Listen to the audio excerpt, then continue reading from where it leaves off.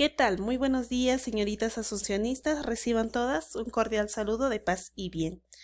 El día de hoy, ya la semana número 8 de este cuarto bimestre, vamos a seguir desarrollando nuestra área de comunicación. Esta semana corresponde trabajar el tema de el vanguardismo literario. Bien, vamos a iniciar entonces. El propósito de esta sesión es fundamentar su interpretación a partir del movimiento literario y contexto sociocultural del vanguardismo. Bien, vamos a empezar entonces hablando un poco sobre la literatura contemporánea en general. Se va a dar inicio con la Primera Guerra Mundial y las consecuencias que esta causó, como la pérdida de vidas humanas y una Europa destruida. También va a existir grandes cambios que afectaron en gran medida la forma en que los literatos veían y plasmaban la realidad. Además, que hay un dominio hegemónico de los Estados Unidos y la Unión Soviética. Todo eso en cuanto a las características que tiene esta literatura contemporánea. Hablemos ahora sobre el contexto histórico y sociocultural. En este tiempo existe la presencia de las dos guerras mundiales y también sus posguerras. Hay una liberación de los países y colonias en el mundo. Además está el dominio hegemónico de Estados Unidos y la antigua Unión Soviética. También tenemos la explosión de adelantos tecnológicos como el teléfono, la televisión, el cine, el automóvil, el avión, etc. Y concluyendo, también vamos a tener la emancipación de la mujer como uno de los eventos más importantes durante este periodo. Bien. Pasa ahora a ver entonces el vanguardismo en sí. Se denomina vanguardismo en forma general al conjunto de tendencias artísticas o también llamados escuelas o movimientos que surgen a inicios del siglo XX, proponiendo cambios radicales en la percepción del arte con una actitud de ruptura con el pasado y todo lo que signifique normativo. Quieren romper todas las normas. Bien, el vanguardismo comprende toda manifestación artística que inicia nuevos caminos estéticos y propone nuevos cánones y artes humanos. En el caso de la literatura, abarca todos los géneros. En este contexto, se consolida la concepción del artista como innovador y la idea de originalidad como la principal cualidad que va a dar relevancia a su arte. Bien. A ver, pasemos ahora a las características que tiene el vanguardismo. Empezaremos hablando sobre la experimentación verbal que se da en esta época.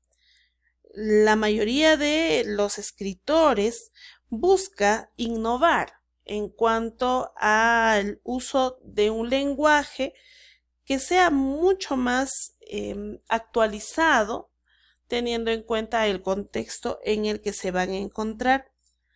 También va a existir lo que es el desarrollo de nuevas técnicas y recursos innovadores, y en este caso lo hemos dividido en dos, ¿no? En la poética y la narrativa, en ambos. En la primera, en cuanto a la poética, el versolibrismo es la característica fundamental que va a tener el vanguardismo. ¿Y qué es el versolibrismo? La mayoría de los poetas dejaron de lado la métrica de sus respectivas lenguas, o bien la emplearon, pero renovada con elementos nuevos.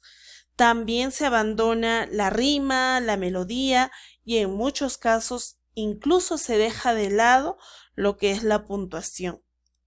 También existe lo que es el uso de imágenes sui generis, únicos, ¿no? Por ejemplo, aquí vamos a tener el cultivo de caligramas.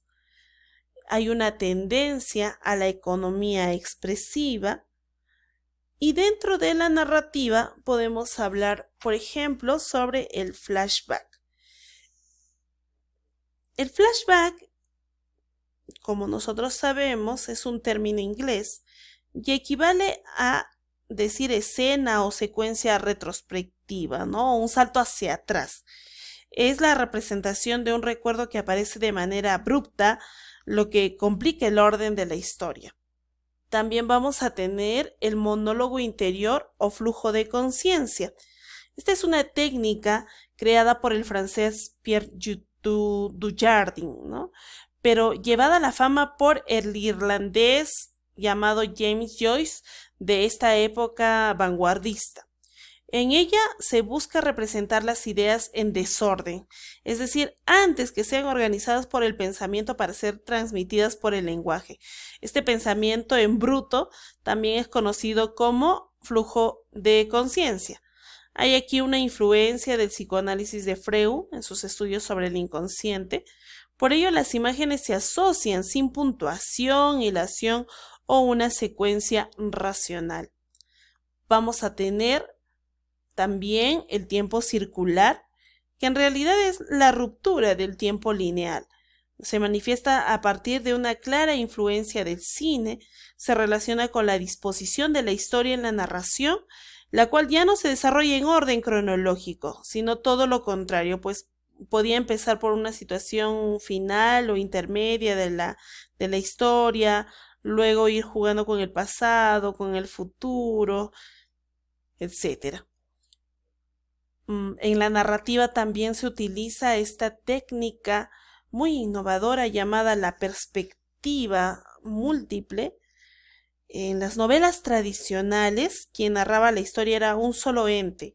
En las novelas vanguardistas, diversas partes de la historia, la cual por lo general están en desorden, son narradas por diferentes entes, que pueden ser personajes o estar fuera del mundo representado, es decir, pueden ser narradores omniscientes. Con ello se complejiza la narración. A veces un mismo hecho es visto desde diferentes planos o puntos de vista. Y además existe esta técnica llamada los vasos comunicantes. Hablemos ahora sobre los ismos.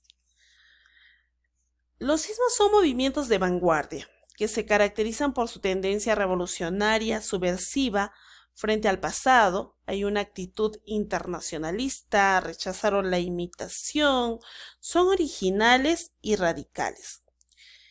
A lo largo de aquellas décadas, durante el desarrollo del vanguardismo, una cantidad desmesurada de tendencias vanguardistas, la mayoría de ellas de una existencia fugaz, es decir, aparecían y desaparecían, ¿no?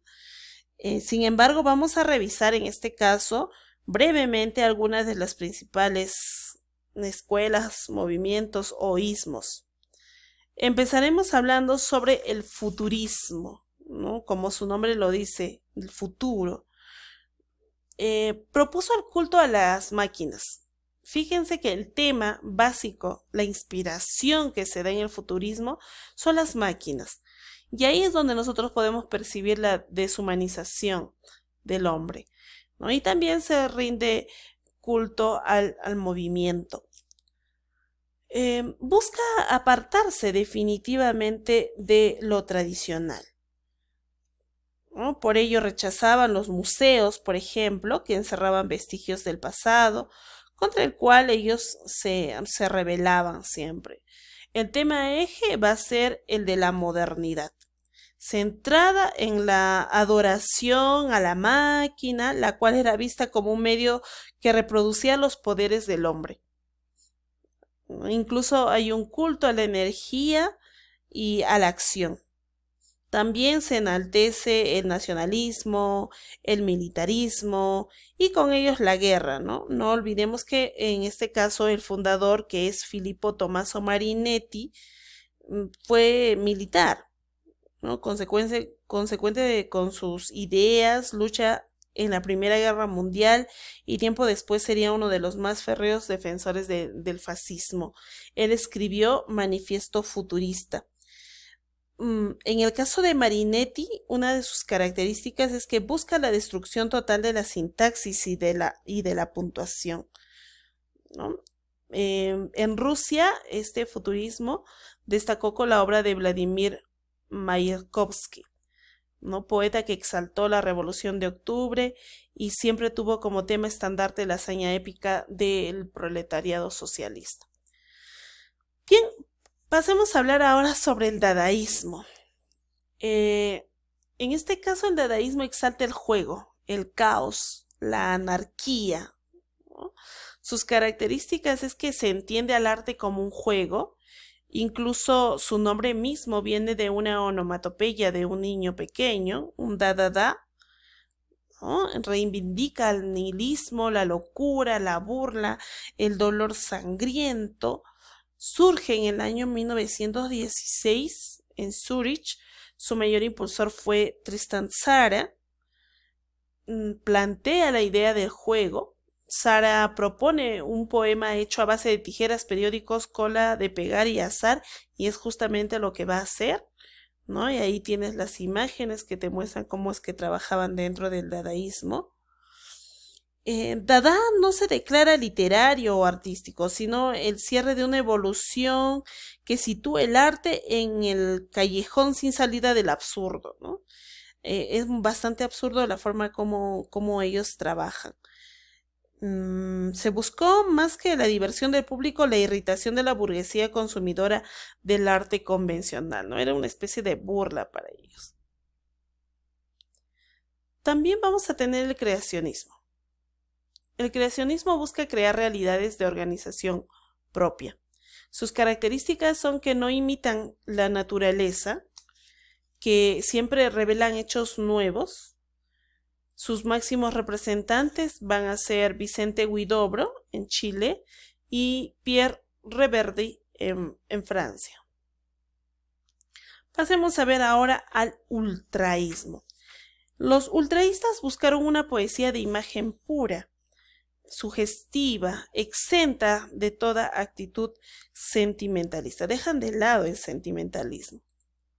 Sus características es que es un movimiento netamente hispano.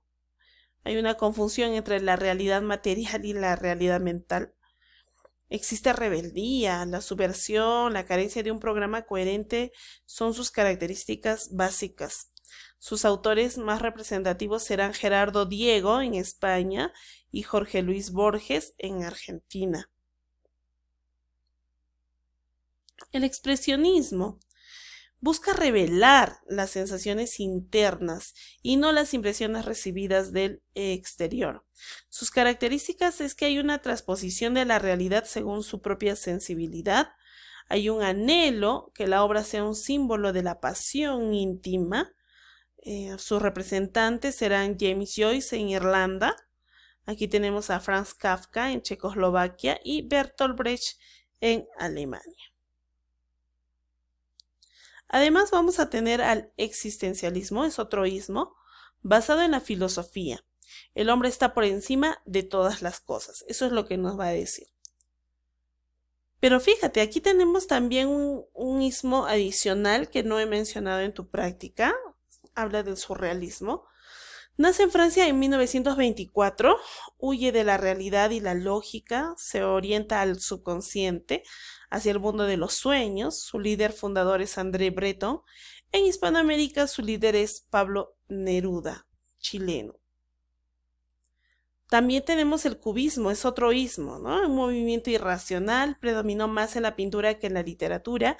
Está representado por Guillermo Apollinaire, que es el famoso autor de los caligramas, ¿no? Eso no debes olvidar. Los caligramas son estos poemas que tú puedes ver, que definitivamente guardan una relación con lo que se va a expresar, ¿no? Es una imagen de lo que se está expresando. Hablemos ahora sobre Franz Kafka. Nace en Praga en 1883, tiene origen judío, pero considerado alemán. Vivió siempre aquejado por la enfermedad. Sus amores fueron Felice Bauer y Julie Worsk. Su gran amor fue Dora Diemans. Estudió leyes, fue abogado, tuvo una relación muy conflictiva con su padre y lo va a marcar para siempre. Su amigo y albacea fue Max Brod. Muere en una clínica cerca de Viena en el año 1924. Algunas características que va a tener Kafka es que fue expresionista dentro del vanguardismo, confronta la realidad con lo absurdo, planteó la libertad como una instancia inalcanzable, tiene la influencia de Kierkegaard, en él un mundo atormentado y muy angustiante. Sus obras más destacadas serán El proceso, El castillo, Carta al padre, La metamorfosis y América.